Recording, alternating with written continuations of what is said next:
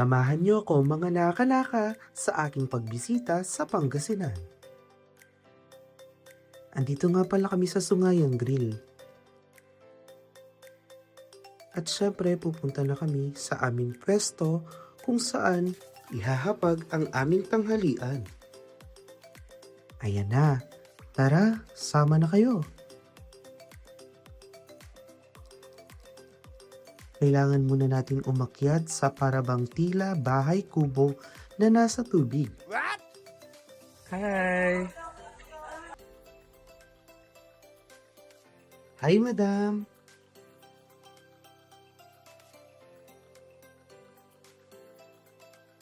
Sila nga pala ang makakasama ko ngayong araw. At syempre, eto na ang aming kakainin ngayon. Napakasarap. Yummy! Di ba? Ang dami niyan. Kailangan mo nating maubos lahat. Merong alimasag, liempo, pakwan, Shanghai at pusit. At syempre, meron din tayong sabaw, leche flan, at buko. Bago tayo kumain, tignan muna natin na ang mga tanawin. Ayan. Diba? Sobrang nakaka-refresh. Dito, chill na chill ako ng mga oras na to. At syempre, dapat kasama ako. Ayan, si kuya. Kahit init ng araw, siya'y nagtsatsaga at namamangka pa rin. Siya nga pala si kuya, nakalimutan ko kung anong pangalan. Pero napakabait at siya ang nag-assist sa amin upang libutin ang buong Sungayang Grill dito sa Pangasinan. At syempre, kakain na tayo. Kumain na ang mga naka-naka, gutom na gutom, at kanya-kanyang kuha na ng aming mga pagkain. Ayan, sarap na sarap ang mga naka-naka oh. Sige lang, kain lang ng kain hanggat mabusog dahil mamaya magkakaroon na tayo ng photoshoot.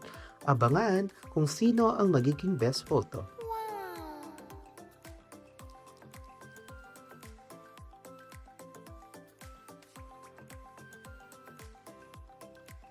Handa na ba kayong makita ang aming mga pictures at aura?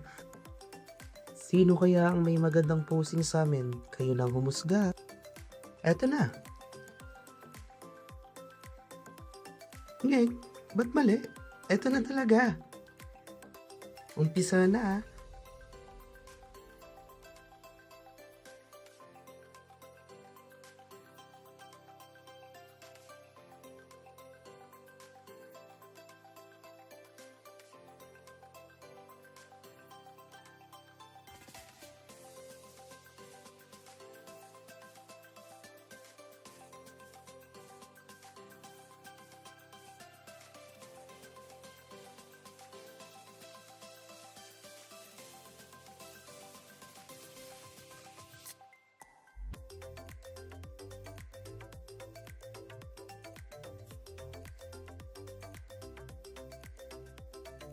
At talaga namang hindi nagpahuli ang mga to.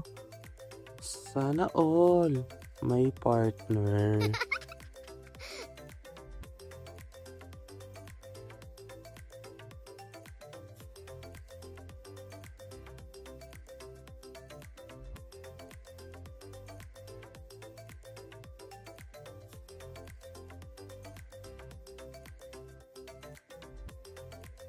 Eto nga pala ang aking mga childhood friends.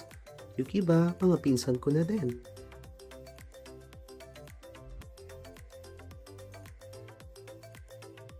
At syempre, dito na nagtatapos ang aking vlog. Hanggang sa muli, suportahan nyo ang naka-naka